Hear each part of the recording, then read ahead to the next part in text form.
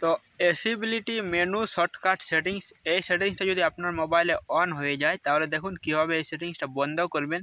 তো এই সেটিংসটা অন হয়ে গেলে দেখুন এখানে দেখুন আমার স্ক্রিনের সাইডে একটা কিন্তু মানুষের মতো একটা অপশান আছে। আর আমি যদি এই অপশানে ক্লিক করি তাহলে দেখুন এখান থেকে কী দিচ্ছে, গুগল অ্যাসিস্ট্যান্ট, অ্যাসিবিলিটি সেটিংস, পাওয়ার, ভলিউম এবং লক স্ক্রিন সহ এখান থেকে আরও অনেক ফিচার দিচ্ছে, স্ক্রিনশট, নোটিফিকেশন। তো এই সেটিংসটা যদি আপনাদের মোবাইলে অন হয়ে যায় তাহলে কীভাবে বন্ধ করবেন ঠিক সেটা দেখাও ভিডিওটিতে।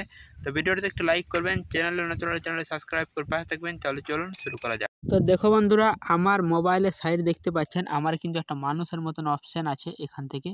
তো এখানে ক্লিক করলে কিন্তু আমি এখান থেকে দেখুন এখান থেকে লেখা আছে গুগল অ্যাসিস্ট্যান্ট, গুগল অ্যাসিবিলিটি সেটিংস, পাওয়ার, মানে এখান থেকে সুইচ অফ হবে এবং এখান থেকে ভলিউম কমা বাড়া হবে। এখান থেকে সমস্তই সেটিংস দিয়ে দিয়েছে। এখান থেকে লক স্ক্রিন থেকে শুরু করে এখান থেকে স্ক্রিনশট।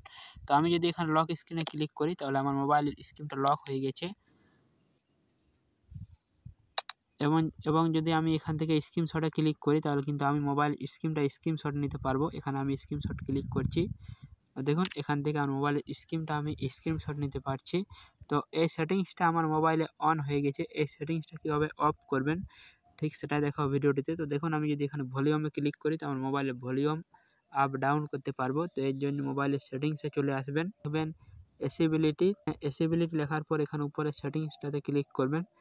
তারপর দেখুন এখানে লেখা আছে অ্যাসিবিলিটি মেনু, তো এটাতে ক্লিক করবেন। এটাতে ক্লিক করার পর দেখুন এখানে লেখা আছে অ্যাক্সেসিবিলিটি মেনু শর্টকাট। তো এই সেটিংসটা আমার অন হয়ে গেছে। এই সেটিংসটা যদি আপনাদের অন হয়ে যায় তাহলে কিন্তু এই অপশানটা আপনি পেয়ে যাবেন, এখানে মানুষের মতন অপশানটি। তাছাড়া এখানে সব কিছু করতে পারবেন এখানে ক্লিক করলে। তো আমি চাইছি এই সেটিংসটা বন্ধ করে দিতে।